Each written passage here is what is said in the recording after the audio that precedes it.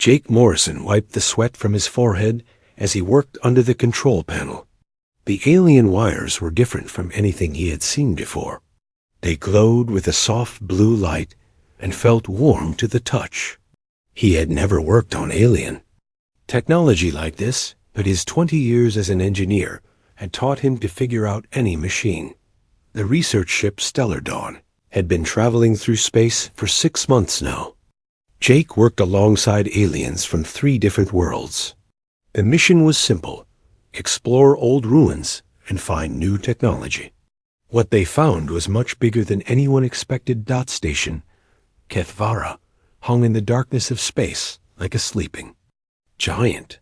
The massive structure was bigger than any city Jake had ever seen. It was shaped like a flower, with 8 long arms stretching out from a central core. Each arm was miles long and covered with strange patterns that seemed to move when no one was looking directly at them. "How old do you think this place is?" asked Captain Lisa Grant as she stood beside Jake. She was a tough woman from Texas who had been commanding ships for 15 years. Her brown hair was always pulled back in a tight bun, and she had kind eyes that missed nothing. "The computer says maybe 800 years, Jake replied, not looking up from his work. "But I think it might be older. Look at these power conduits. They're built into the walls like they grew there." The alien team leader, Commander Vextal, watched them work from across the room. He was a Zephyrian, tall and thin with gray skin and large black eyes. His people had been exploring space for thousands of years, much longer than humans.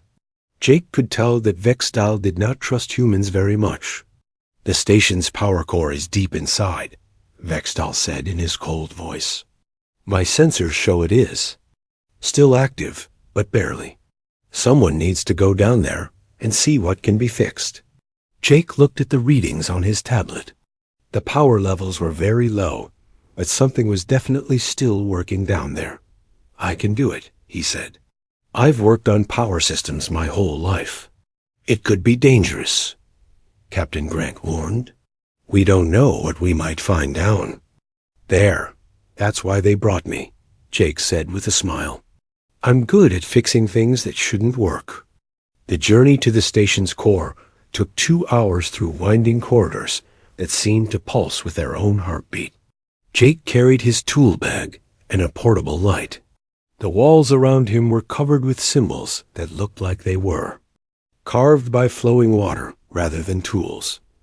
When he finally reached the power core room, Jake stopped and stared. The chamber was huge, with a ceiling that disappeared into darkness above. In the center sat a sphere of pure energy, crackling with electricity that danced in colors he had never seen before.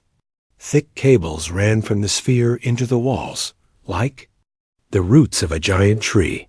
"This is incredible," Jake whispered into his radio. "The power source is like nothing we have on Earth. It's still running after all these years." But as he got closer to examine the sphere, something went wrong. The floor began to shake, and alarms started blaring throughout the station. Red lights flashed on and off, making everything look like it was covered in blood. "Jake, get out of there now." Captain Grant's voice crackled through the radio. "The whole station is destabilizing." Jake ran toward the exit, but the doorway suddenly sealed shut with a loud hiss. He pounded on the metal door, but it would not move. The shaking got worse, and pieces of the ceiling began to fall around him. "I'm trapped," he shouted into his radio. The door sealed itself. On the other side of the door, Commander Vixtol stood with his hand on a control panel. His black eyes showed no emotion as he pressed buttons that Jake could not see. "The human is lost," Vextal announced to Captain Grant. "The power core exploded. There is nothing we can do." "No," Captain Grant screamed.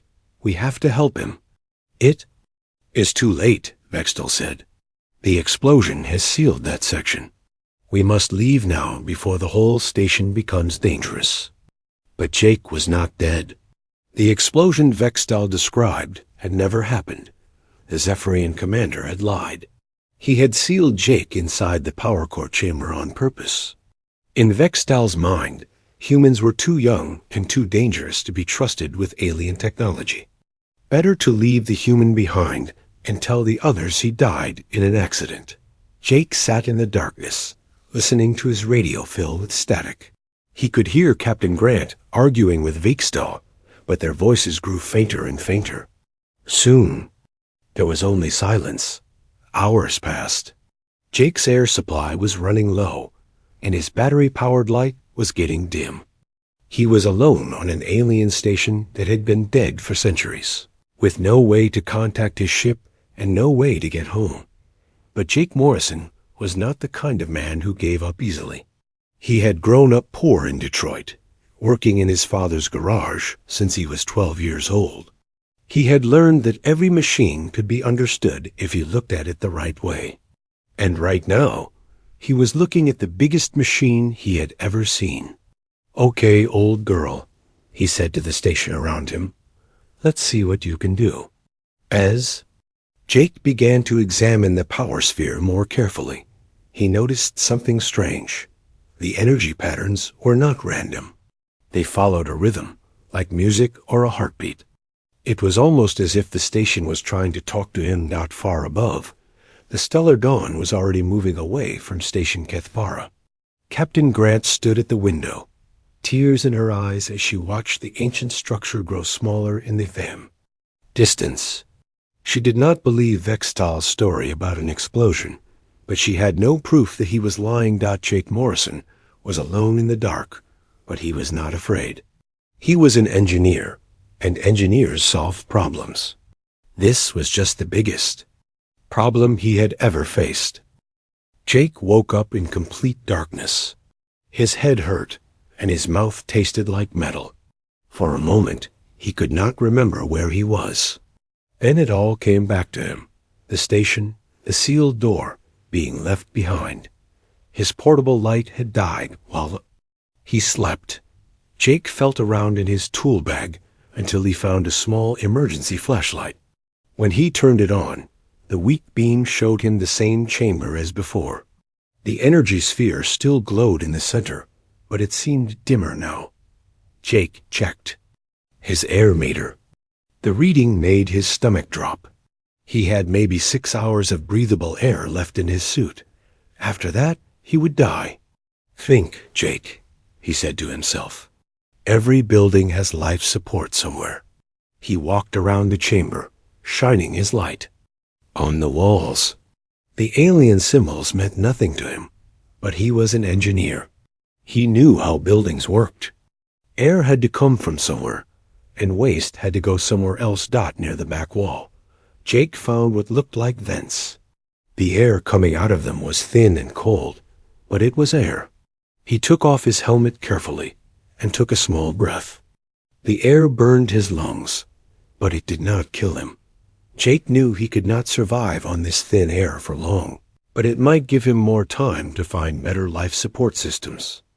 He put his helmet back on and began to explore. The chamber had 3 other exits besides the sealed door. Jake chose the one that felt like it had the most airflow. The corridor beyond was long and curved, with walls that seemed to glow with their own light. As Jake walked, he noticed something strange. The floor was warm under his feet, and he could feel a gentle vibration, like the purr of a giant cat. The station was not as dead as everyone thought. After walking for an hour, Jake found a room filled with what looked like plants. But these were not earth plants. They were tall and silver, with leaves that moved even though there was no wind. When Jake shined his light on them, they turned toward him like they were curious. The air in this room was much better. Jake took off his helmet again and breathed deeply. The air tasted sweet and made him feel stronger. These silver plants were making oxygen, just like earth plants, but much better. Jake set up his small camp among the silver plants. He had food bars for maybe a week, and now he had air to breathe. But he still needed water, and he needed to find a way off the station. Over the next few days, Jake explored more of the station. It was huge beyond anything he had imagined. There were rooms full of machines he did not understand, corridors that went on for miles, and chambers so big that his flashlight could not reach the other side. But the most amazing discovery came on his fourth day. Jake found a room with walls covered in what looked like windows. But when he got closer, he realized they were not windows at all. They were screens, and they were showing him different parts of the station. Dot in the center of the room was a chair that looked like it was grown rather than built. Jake sat in it carefully, and suddenly the screens around him came to life. Images flashed by so fast he could barely see them. Maps of the station, readings from different systems, and symbols that meant nothing to him. Then a voice spoke. It was not coming from speakers. It was coming from inside Jake's head. "Who disturbs?" "The long sleep?" the voice asked. It sounded neither male nor female, and it spoke in perfect English. Jake nearly jumped out of the chair. "My name is Jake Morrison. I'm human. Are you the station's computer?" "I am Keeper," the voice said. "I have waited 843 years for someone to find this place. But you are not Valthani. What are you?" "I'm from Earth," Jake said. "My people call ourselves humans. We're explorers, like the Valthani were, I think."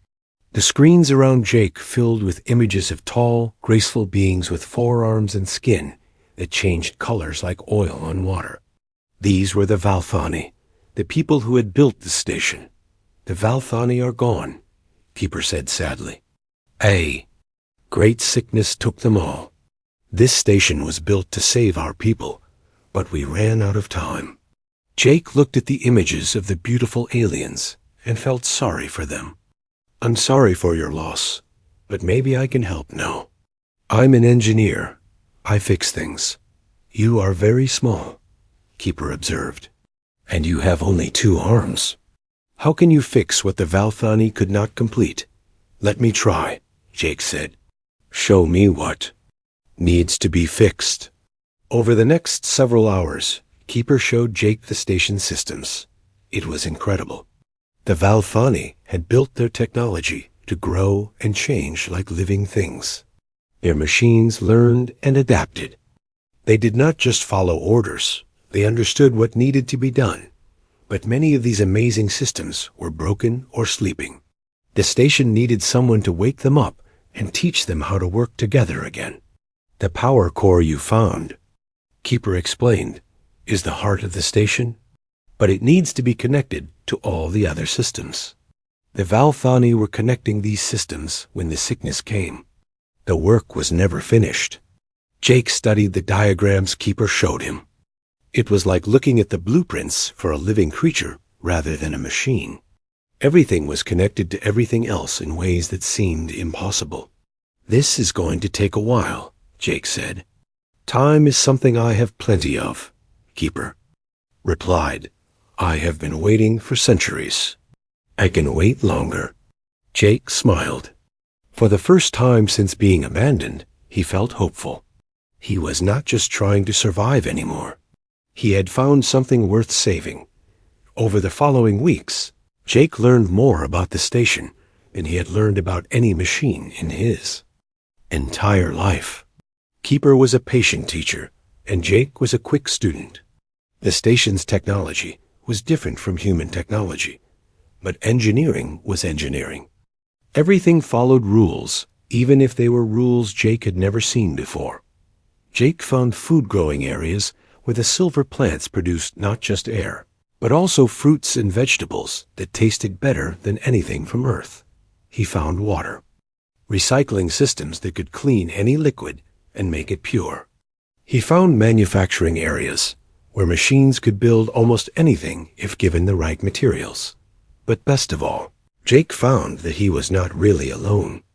Keeper had been lonely for centuries, and having someone to talk to made the AI almost happy. They worked together during the day and talked together at night. Keeper told Jake stories about the Valthani and their great civilization. Jake told Keeper about Earth and humanity's dreams of exploring the stars. Your people sound much like the Valthani, Keeper said one evening. Always building, always exploring, always dreaming of something better. Maybe that's why I can understand. Your systems? Jake replied. We might be more alike than different. As Jake drifted off to sleep among the silver plants, he no longer thought about being rescued. He was thinking about what he and Keeper could build together. The station was not just a tomb for a dead civilization. It could be the beginning of something new. Jake had been on the station for 2 months now. His beard had grown long, and his clothes were patched with materials he found in storage rooms. But he had never felt more alive. Every day brought new discoveries about the amazing technology around him. The connection is still not working, Jake said as he pulled his hands away from a control panel. He had been trying to link 2 systems together for 3 days, but something was wrong. You are thinking like a human, Keeper said. Gently. Human machines obey commands. Valthani machines must trust their operators first. Jake wiped oil from his hands and sat back. What do you mean, trust? Watch, Keeper said. The screens around Jake showed him a recording of a Valthani engineer working on the same system centuries ago. The alien did not use tools like Jake did. Instead, the Valthani placed all 4 hands on the machine and stood very still. After a few minutes, the machine began to glow and hum with life. They're not controlling it, Jake realized. They're talking to it. Yes, Keeper said. Valthani technology is alive in ways your people do not understand. Each system has its own mind, its own personality. You must become friends with them before they will work with you. Jake looked at the control panel differently now. Instead of seeing wires and circuits, he tried to imagine it as a living thing that might be scared or lonely. He placed both hands on the warm surface and closed his eyes. At first, nothing happened. Then Jake felt something strange, like a gentle touch inside his mind. The machine was curious about him. It had never felt human thoughts before. Jake tried to show the machine what he wanted, not with words, but with pictures in his mind. He imagined the 2 systems working together, sharing power and information like friends sharing a meal. Suddenly, lights began to flicker across the control panel. The machine understood. It reached out to the other system, and together they came to life. The room filled with a warm humming sound as the 2 systems connected for the first time in centuries. I did it, Jake laughed. Keeper, I actually did it. You are learning, Keeper said, and Jake could hear happiness in the AI's voice. You may have only 2 arms, but your mind is flexible. That is more important. Over the following weeks, Jake's understanding of the station grew deeper. He learned that every major system had its own personality. The power core was patient and steady, like an old grandfather. The life support systems were nurturing and protective, like a mother caring for her children. The manufacturing systems were playful and creative, always eager to build something new. Working with these systems was like conducting an orchestra. Jake had to understand each instrument and help them all play together in harmony. It was harder than any engineering work he had done on Earth, but it was also more rewarding. I want to show you something special, Keeper said one day. The AI guided Jake to a part of the station he had never seen before. The corridors here were wider and more beautiful, with walls that looked like they were made of flowing water, frozen in time. They entered a vast chamber that took Jake's breath away. The ceiling was a dome that showed the stars outside, but somehow the view was even more beautiful than real space. Thousands of seats surrounded a central platform where holographic images danced in the air. This was our great hall, Keeper explained. Here, the Valthani would gather to share knowledge and make decisions for their people. No one has been here since the last council met 800 years ago. Jake walked to the center platform. When he stepped on it, the hall came alive. Holographic Valthani appeared in the seats around him, so real he could almost hear them, breathing. They looked at him with curiosity and hope in their large, dark eyes. "They're beautiful," Jake whispered. "What happened to them?" "A plague," Keeper said sadly. "It spread too fast for their medicine to stop. They knew they were dying, so they built this station to preserve their knowledge and culture. They hoped that someday someone would find it and learn from them." Jake looked around at the ghostly faces surrounding him. "And now I'm here." "Yes," Keeper said, "but you are not Valthani. You are something new. Perhaps that is better." The Valthani tried to save themselves, but failed. Maybe humans can succeed where we could not. Jake spent the next month learning everything he could about Valthani culture and history. They had been explorers and builders, much like humans. But they had also been artists and philosophers who believed that technology should help life grow, not just make life easier. This philosophy was built into every system on the station. The machines did not just perform tasks. They tried to understand the purpose behind the tasks. They wanted to help create something beautiful and meaningful. "I think I understand now," Jake told Keeper one evening. "The station isn't just a machine. It's like a living city. All the systems work together like organs in a body." "Exactly," Keeper said. "And like a body, it needs someone to be its mind and heart. The Valthani built me to be the station's memory, but I cannot be its soul. That requires someone who can grow and change and dream. Someone like you." Jake felt the weight of responsibility settle on his shoulders. "You want me to become part of the station permanently?" "I want you to become the station's partner," Keeper said. "Not its slave or its master, but its friend. Together, we could make this place alive again." Jake thought about his old life on Earth. He had been a good engineer, but just one man among billions. Here, he could be something unique. He could help bring back a civilization that had been lost for centuries. "What would I have to do?" Jake asked. "There is a process," Keeper explained. The Valthani called it the bonding.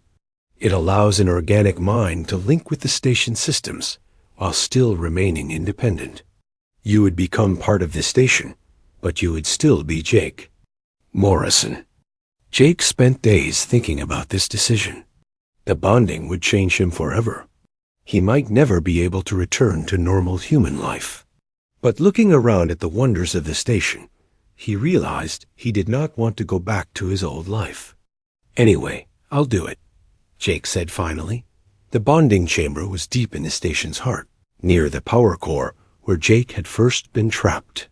It looked like a garden, with silver plants growing everywhere and a pool of warm, glowing water. In the center. "The process will take several days," Keeper warned. "It may be uncomfortable at first. Your mind and the station systems must learn to work together slowly." Jake stepped into the warm water. It felt alive against his skin, tingling with energy. As he sank deeper, tendrils of light began to wrap around him like gentle vines. At first, Jake felt overwhelmed. Suddenly, he could sense every part of the massive station at once. He could feel the power flowing through the cables, the air moving through the ventilation systems, the water circulating through the recyclers.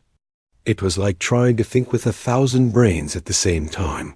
But gradually, Jake learned to focus. He began to understand which thoughts belonged to him and which belonged to the station systems. The machines welcomed him like old friends, greeting someone they had been waiting to meet their whole lives. When the process was complete, Jake stood up in the pool and smiled. He felt different, stronger, smarter, more connected to everything around him.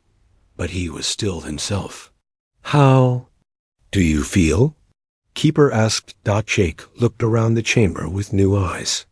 He could see the energy patterns in the walls, hear the quiet conversations between different systems, feel the steady heartbeat of the power core. The station was truly alive, and now he was part of that life. "I feel like I'm home," Jake said. Jake stood on the observation deck and watched the sunrise over a distant planet. But this was not the same Jake who had been abandoned 6 months ago. His connection to the station had changed him in ways he was still discovering. He could feel every system working around him, like having extra senses he never knew he needed. "The manufacturing bay is ready for your inspection," Keeper announced. The AI no longer needed to speak through screens. Jake could hear Keeper's voice in his mind whenever they wanted to talk. Jake made his way through corridors that had become as familiar as his childhood home. The station was enormous. It would take hours to walk from one end to the other. But now Jake could move through it quickly using transport, tubes that carried him at incredible speeds. The manufacturing bay was one of Jake's greatest achievements. When he first found it, the space had been filled with broken machines and empty storage areas. Now it hummed with activity as dozens of automated systems worked together to build whatever Jake designed. "Show me the latest batch," Jake said to the manufacturing AI. This system had a playful personality, always eager to create something new. Jake had nicknamed it Builder. Holographic displays showed Jake the results of his latest project, communication. Devices that could work across vast distances in space. But these were not like human radios. They used Valfani biotechnology, combined with human engineering principles. The result was something better than either species had created alone. "Excellent work, Builder," Jake said. The manufacturing AI practically glowed with happiness at the praise. Jake had learned that the Valfani AIs had emotions, just like humans did. They could feel proud when they did good work, sad when things went wrong, and excited when they learned something new. Treating them as friends rather than tools made them work much better. Over the past few months, Jake had rebuilt entire sections of the station. The food production areas now grew enough to feed thousands of people. The power systems generated more energy than the station could use. The life support systems could maintain perfect air and water for a small city. But Jake's most ambitious project was still in progress.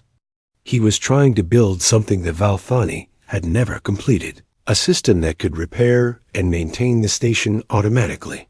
If it worked, Station Kathvara could keep itself running for thousands of years without help. The self-repair system is almost ready for testing, Jake told Keeper as he worked on the final connections. "But I want to be sure it's safe first." "Your caution is wise," Keeper agreed. The Valfani tried to build something similar, but they ran out of time before they could test it properly. Jake had spent weeks studying the Valfani records about this system. The idea was simple. Tiny machines would patrol the station, finding problems and fixing them before they became serious. But the execution was incredibly complex. The repair machines had to be smart enough to solve problems on their own, but not so independent that they might decide to improve things in ways that could be dangerous. Jake's solution combined Valfani biotechnology with human programming logic. The repair machines would be alive, like everything else on the station, but they would follow strict rules about what they could and could not change. The first test took place in a small storage room. Jake released a single repair machine, a silvery blob about the size of his fist that moved by flowing across surfaces like liquid metal. Jake had deliberately broken a light panel to give the machine something to fix. The repair machine found a broken panel within minutes. It examined the damage carefully, then began to rebuild the panel from scratch. Instead of just replacing the broken parts, it improved the design to make it more efficient and longer lasting. "Perfect," Jake smiled. "Builder, begin production of the repair machines. Start with 1,000 units." While Builder worked on creating the repair machines, Jake turned his attention to another project. The station's defensive systems had been damaged during the centuries of neglect. If hostile aliens found the station, Jake needed to be able to protect it. The Valthani had not been warriors, but they had built defensive systems to protect their station from asteroids and solar storms. Jake improved these systems, adding shields and weapons that could defend against enemy ships. But Jake hoped he would never need to use these weapons. His real goal was to make the station a place of peace and learning, just as the Valthani had intended. "Jake," Keeper said one day, "I have detected something you should see." The main display showed a view of deep space around the station. At first, Jake saw nothing unusual. Then Keeper highlighted a small dot moving among the stars. A ship, Jake realized. It's still very far away, but it's heading in our direction. Jake's heart raced. This was the first sign of other life he had seen since being abandoned. "Can you tell what kind of ship it is?" "Not yet," Keeper replied. "But based on its speed and course, it will reach us in approximately 3 weeks." Jake spent those 3 weeks preparing for visitors. He had no idea if they would be friendly or hostile, human or alien. The station needed to be ready for anything. Jake activated the defensive systems and ran dozens of tests to make sure they worked properly. He also prepared areas where visitors could stay if they came in peace. The station had quarters designed for thousands of beings, more than enough space for any reasonable number of guests. Most importantly, Jake practiced using his new abilities. His connection to the station let him control multiple systems at once, like a conductor directing an orchestra. With a thought, he could adjust power levels, seal doors, or activate weapons. The station responded to his will as if it were an extension of his own body. "You have become more than human," Keeper observed as Jake effortlessly managed a dozen different systems simultaneously. "I'm still human," Jake replied. "I'm just a human with some very powerful tools." As the unknown ship grew closer, Jake was able to get more details about it. The design was not familiar. It was not human, Zephyrian, or any other species Jake knew about. The ship was small, perhaps carrying only a few beings, and it showed signs of damage. "They might be in trouble," Jake told Keeper. "Should we help them?" "That decision is yours to make," Keeper said. "You are the station's guardian now." Jake thought about the choice before him. He could hide the station and let the ship pass by. That would be the safe option. But Jake had not spent months rebuilding this place just to hide from the universe. "Open a communication channel," Jake decided. "Let's see what they want." The response came quickly. A voice spoke in a language Jake did not recognize, but the station's translation system converted it to English. The speaker sounded desperate. "This is Captain Zara of the exploration vessel Wanderer. Our ship is badly damaged, and we are running out of life support. We detected your station on our sensors. Please, can you help us?" Jake looked at the image of their ship on his screen. It was definitely in bad shape, with scorch marks along its hull and atmosphere leaking from several breaches. These beings were going to die if someone did not help them soon. "This is Jake Morrison of Station Kethvara," Jake replied. "Bring your ship to Docking Bay 7. We have medical facilities and repair equipment." Jake spent the next few hours preparing to receive his first guests. He cleaned the docking bay and made sure the medical systems were ready to treat aliens, whose biology he knew nothing about. He also kept the defensive systems on standby, just in case this was some kind of trick. When the damaged ship finally docked, Jake watched through security cameras as the airlock opened. 3 beings emerged, and Jake gasped in surprise. They looked almost exactly like the Valthani he had seen in Keeper's records, tall and graceful with 4 arms and skin that shimmered with different colors. "Keeper," Jake whispered. "Are they?" "No," Keeper replied sadly, "but they are related. These are Kethani, distant cousins of the Valthani, who settled on the far side of the galaxy long ago. I thought they were all extinct, The lead Cathani looked around the docking bay with amazement. Her skin shifted from blue to gold as her emotions changed. "This place," she said in wonder, "it's like the old stories our grandparents told." "This is a Valthani Arc station." Jake stepped forward to greet them. "Welcome to Station Kethvara. I'm Jake Morrison, the station's guardian." The Kethani captain stared at Jake in confusion. "But you're not Valthani. How can a stranger be? Guardian of our ancestors' greatest creation?" Jake smiled. It was going to be a very interesting conversation. 15 months had passed since Jake Morrison was abandoned on Station Kethvara. The station that had once been a cold, dead relic was now a thriving hub of activity. Ships from a dozen different species came and went regularly, all seeking the knowledge and technology that Jake freely shared. Jake stood in his private quarters, looking out at the busy docking bays. 3 Cathani science vessels were unloading equipment for a joint research project. A trader ship from the Helix Coalition was taking on food and medical supplies. And in the distance, Jake could see the running lights of an approaching fleet. "Keeper," Jake said, "enhance the long-range sensors. I want to know who's coming." The station's powerful sensors focused on the incoming ships. Jake's heart skipped a beat when he saw the familiar outline of human vessels. Leading the fleet was a ship he knew well, the Stellar Dawn. "It's Captain Grant," Jake breathed. "She's come back." "Are you ready to see your old friends again?" Keeper asked gently. The AI had become like a father to Jake over the months, always offering wisdom and support. Jake looked at his reflection in the window. He still looked human, but the bonding had changed him in subtle ways. His eyes glowed faintly with the same light as the station's systems.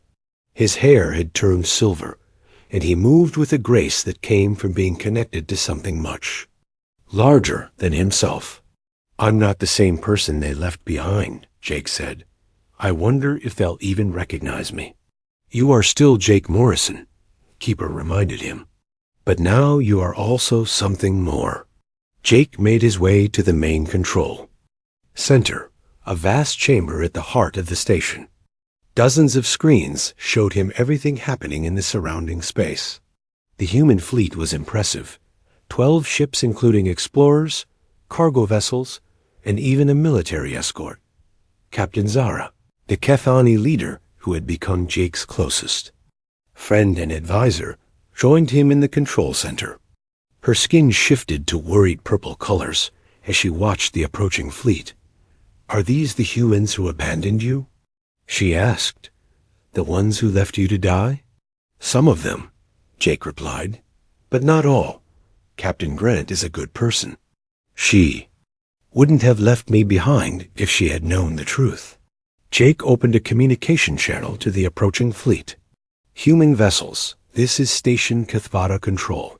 You are cleared to approach, but maintain your current distance until we can arrange proper docking procedures." The response came quickly, and Jake smiled when he heard Captain Grant's familiar voice.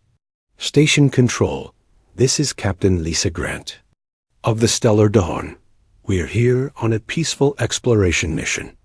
May we know who we're speaking with?" Jake paused for a moment. "How do you tell someone you've returned from the dead?" "Hello, Lisa. It's good to hear your voice again." There was a long silence on the channel. Then Captain Grant's voice came back, shaking with emotion. "Jake? Jake Morrison? Is that really you?" "It's me," Jake confirmed. "Though I've changed a bit since you saw me last." "But how?" Captain Grant asked.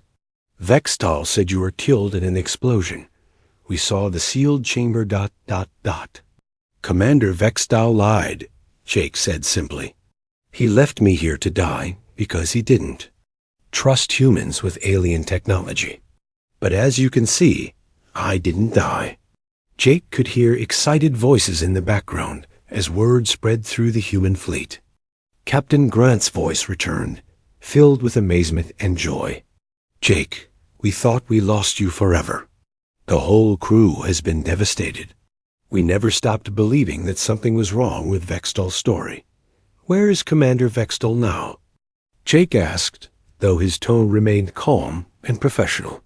He's here, Captain Grant replied, part of a joint expedition with Earth Command and the Zephian Council.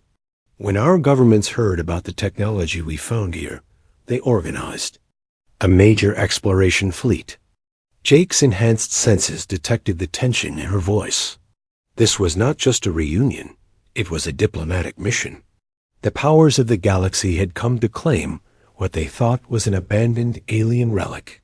Captain Grant, you and your senior staff are welcome to dock and come aboard. But I need to set some ground rules first. This station is now home to many different species. Everyone here is under my protection. Understood, Captain Grant said. Jake, what happened to you? How? Did you survive?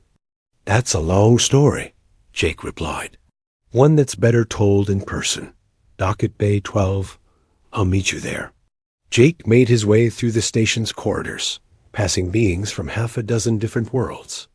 The Kethani researchers nodded respectfully as he passed. A group of Helix traders paused their conversation to wave at him. To all of them, Jake was not just the station's guardian, he was their protector and friend. When Jake arrived at Docking Bay 12, he found Captain Grant and her team waiting for him. The captain looked older than Jake remembered, with new lines around her eyes and gray streaks in her brown hair. Behind her stood several officers Jake recognized, and in the back, trying to stay unnoticed, was Commander Vic Stahl. Captain Grant stared at Jake in amazement. You look ... different. The station and I have become partners, Jake explained simply. It's changed both of us. Captain Grant stepped forward and pulled Jake into a fierce hug. I'm so sorry we left you. I never believed you were really dead, but I had no proof. It's not your fault, Jake said gently. And in the end, maybe it worked out for the best. Commander Vextal finally stepped forward, his gray face showing no emotion. Human, you should not have survived. The sealed chamber had no life support. You're? Right, Jake said calmly. I should have died. But the station saved me, and I saved it in return. We've been taking care of each other ever since. Jake led the group on a tour of the station, showing them the wonders he had discovered and rebuilt. They saw the food production areas where silver plants grew enough food to feed thousands. They visited the manufacturing bays where machines could build almost anything. They walked through the research laboratories where Kethani scientists were unlocking secrets that could benefit the entire galaxy. This is incredible, Captain Grant whispered as they stood in the Great Hall. You've brought an entire civilization back to life. Not just me, Jake said. Everyone here contributed something. The Kethani brought knowledge of their ancestors. The Helix traders brought materials from across the galaxy. Other species brought their own skills and perspectives. This place is what happens when different peoples work together instead of fighting over resources. Commander Vextal had been silent throughout the tour, but now he spoke up. This technology belongs to all species, not just humans. You have no right to control it. Jake turned to face the Zephyrian commander. You're absolutely right. That's why I don't control it. I protect it and share it freely with anyone who comes here in peace. You abandoned me to die because you were afraid humans would keep alien technology for themselves. But look around, Vextal. This station is home to more species working together than anywhere else in the galaxy. Captain Grant looked embarrassed. Jake, I need to be honest with you. This isn't just a reunion mission. Earth Command and the Galactic Council sent us here to claim this station. They think it's too important to leave in the hands of one person. I see, Jake said without surprise. And what do you think, Lisa? Captain Grant looked around at the busy, peaceful station. I think you've done something amazing here. But I'm also worried about you. Are you still human, Jake? Or have you become something else? Jake smiled. Watch this. He closed his eyes and reached out with his mind to the station systems. Suddenly, the great hall filled with music, not recorded music, but living harmony created by the station itself. The lights dimmed and began to dance in patterns that matched the melody. The air itself seemed to shimmer with beauty. "I'm still Jake Morrison from Detroit," he said as the music faded. "But now I'm also the heart of something bigger than myself. I can feel every person on this station, every ship that visits, every system that keeps this place alive. I'm more human than I ever was before, because now I truly understand what it means to care for others." Commander Vextel stepped forward aggressively. "You are dangerous. No single being should have this much power." Before Jake could respond, Captain Zara and several other station residents entered the Great Hall. The Kethani leader's skin was flashing angry red colors. "Guardian Morrison," she said formally, "we detected hostile intentions from this group. Do you require assistance?" Jake raised his hand peacefully. "Thank you, Captain Zara, but everything is fine. These are old friends who are concerned about the station's future."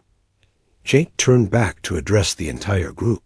"I understand your concerns. This station is incredibly powerful, and power can be dangerous in the wrong hands. But I'm not keeping this technology for myself or for humanity. Anyone who wants to learn is welcome here.